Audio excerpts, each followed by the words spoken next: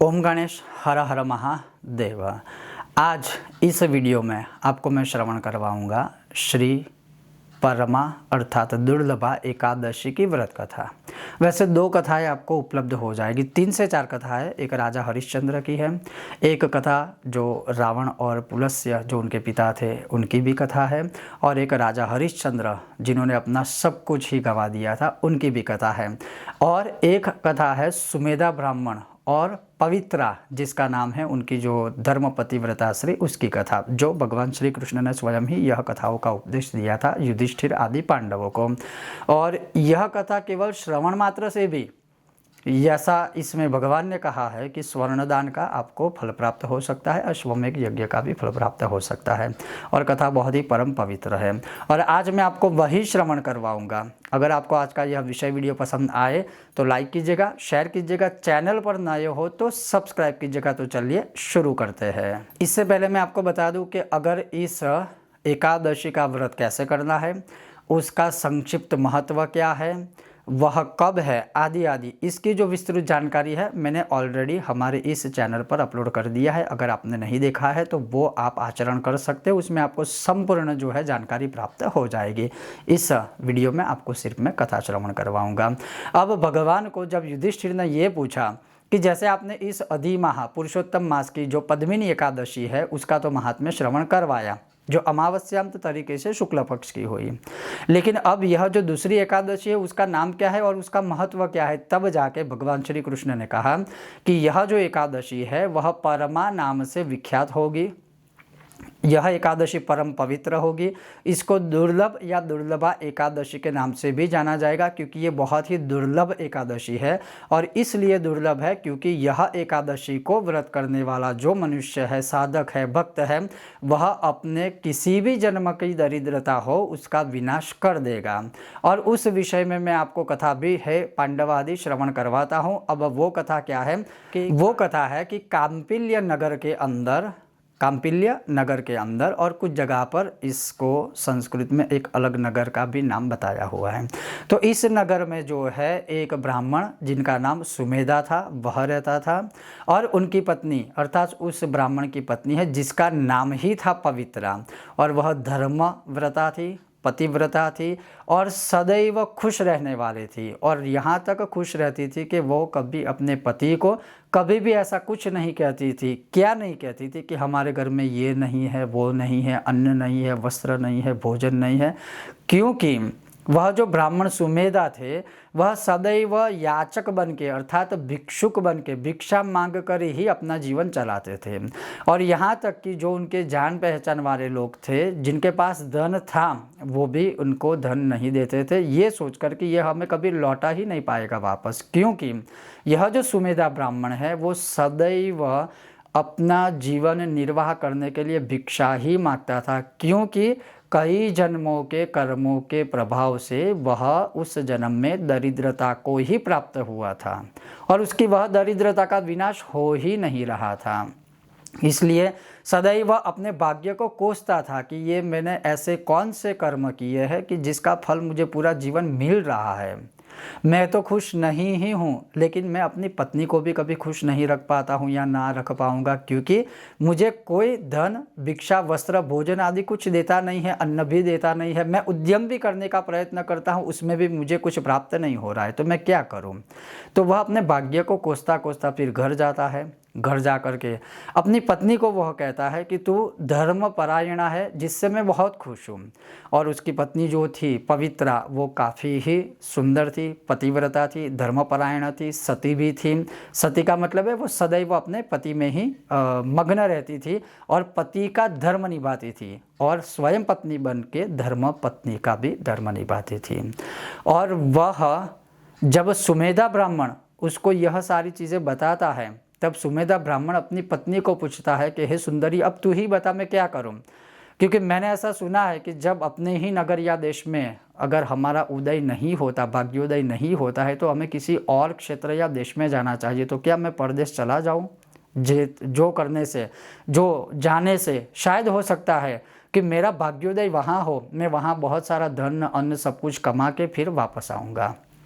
जैसे ही यह श्रवण किया और उसकी पत्नी जो थी वो बहुत ही सुंदर के साथ साथ वह कहते हैं चतुर भी थी, वो बहुत ही नम्र भी थी, बहुत ही विनयपूर्वक अपने पति से ये कहती है कि आपको जो उचित लगे वो कीजिए, लेकिन सिर्फ मेरा एक जो है मंतव्य श्रवण कीजिए, क्योंकि आपने मुझे पूछा है। और वो मेरा मंतव्य ये है कि आप तो परदेश चले जाओगे, लेकिन मेरा यहाँ कौन है? ना मेरी माता है, ना मेरे पिता है, ना ही हमारी संतान है, ना मेरे सास है, ना मेरे ससुर है, ना ही मेरे कोई सगे या संबंधी है। और आप स्वयं सोचिए, जो पत्नी अपने पति के बिना घर में अकेली रहती है, क्या मुझे सम्मान कोई देगा? क्या उसको कोई समाज, गांव वाले, नगर वाले कभी एक अच्छी दृष्टि से देखेगा? आप ये सारी चीज़ें थोड़ा सोचिए और फिर आप जो आज्ञा देंगे या जो करना चाहे वो कर सकते हैं। अब ये सारी चीज़ों को मन में विचार करते हुए सुमेधा ब्राह्मण ने फिर निर्णय किया, निश्चय किया कि ये बात भी सही है कि फिर तू अकेली क्या करेंगी, तू कैसे रह पाएगी, तू कैसे जी पाएगी मेरे बिना। तो फिर उसने निर्णय लिया कि अब मैं कहीं पर भी नहीं जाऊंगा और यही रहूंगा। और जैसे ही उसने अपने पत्नी का जो वह वचन, धर्म वचन सुना, अपना मंतव्य जो है, विचार है, वह परिवर्तित किया, उसी समय पर उसका भाग्य उदय हो गया। और जैसे ही उसका भाग्य उदय हुआ, उनके घर कौंडिन्य ऋषि का आगमन हुआ। अब कौंडिन्य ऋषि जैसे ही आए तो दोनों पति पत्नी थे, उनको बिठाते हैं आसन पर, उनके पैरों में पाद्य अर्थात उनके पैर धोते हैं, उनके हाथों में अर्घ्य देते हैं, पीने के लिए जल देते हैं और बैठने के लिए आसन दिया है।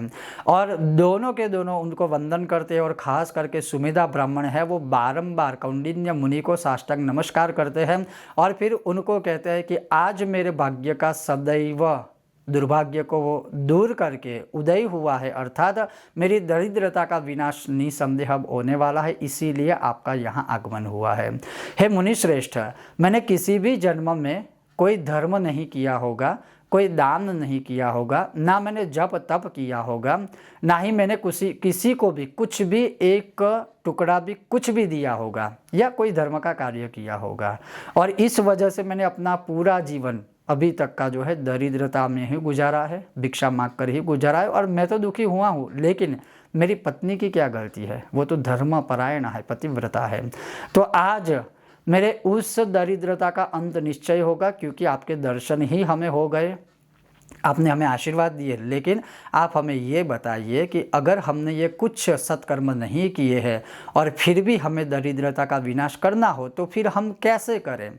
तब कौंडिन्य मुनि उन्हें कहते हैं कि अभी जो माह चल रहा है और उसकी अभी जो दूसरी एकादशी आने वाली है, जिस विषय में भगवान ने पांडव को भी महात्म्य श्रवण करवाया था, और इसी का व्रत करते हुए पांडव आदि है धर्म अर्थ कर्म भुगतते हुए वनवास को परिपूर्ण करके फिर वह स्वर्ग लोक को गमन करते हैं। तो इतनी महान यह एकादशी है जो आपको भी दरिद्रता से मुक्त करेगी। और वह एकादशी है, उसका नाम है परमा एकादशी, दुर्लभा एकादशी।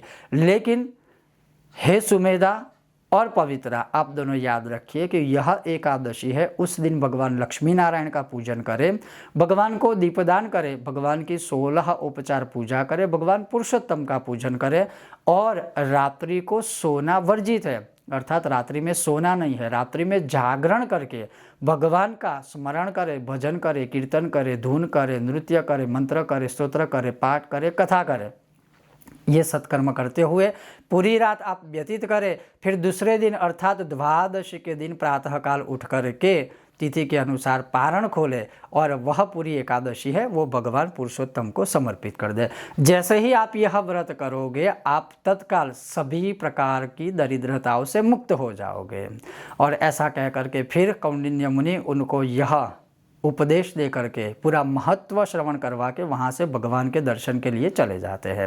फिर दोनों ने, ब्राह्मण दंपति ने ऐसा ही किया। और ऐसा करने के बाद भगवान श्री हरि की कृपा से वह दरिद्रता से मुक्त हो गए। और आगे ये भी महात्म्य में उन्होंने कहा था कि जो धनाधिपति कुबेर है, उस कुबेर ने भी अपनी दरिद्रता के विनाश के लिए शिव की तपश्चर्या करके यही व्रत किया था। राजा हरिश्चंद्र, जिन्होंने अपना सब कुछ गवा दिया था, पुत्र और पत्नी भी को बेचना पड़ा था, निष्कंटक हो गया था, उसने भी वह वापस प्राप्त किया था। तो ये एक चीज़ है। और उसके अलावा जो है उसके अलावा रावण और पुलस्त्य की भी कथा है कि यही व्रत करके वह भी ज्ञानी बने थे, वह भी दरिद्रता से मुक्त हुए थे। अगर आप ये सारी कथाओं को श्रवण करें तो इन सारी तीनों की तीनों, चारों की चारों कथाओं में एक ही चीज़ आती है कि दरिद्रता से वो मुक्त होते हैं, जो गवाया है वो वापस प्राप्त करते हैं। अर्थात धन प्राप्ति हेतु यह एक स्पेशल एकादशी है जो हर एक मनुष्य को करनी चाहिए। ये महात्म्य पूरा उसमें भी आता है इस एकादशी के व्रत कथा के अंतर्गत। तो आप प्रॉपर विधि विधान से यह एकादशी कीजिएगा और भगवान श्री हरि की कृपा को प्राप्त कीजिएगा, भगवान पुरुषोत्तम की कृपा को प्राप्त कीजिएगा। यह एकादशी की कथा श्रवण करने वालों को भी स्वर्णदान करने जितना, अश्वमेघ यज्ञ करने जितना फल प्राप्त होता है और भगवान श्री लक्ष्मी नारायण सहित पुरुषोत्तम भगवान की कृपा भी उन्हें प्राप्त होती है। बहुत जल्द मिलेंगे नए विषय वीडियो के साथ, तब तक आप देखते रहिए कर्मकांड बाय आनंद पाठक मेरे साथ। ओम गणेश, हर हर महादेव, श्री पुरुषोत्तम भगवान की जय।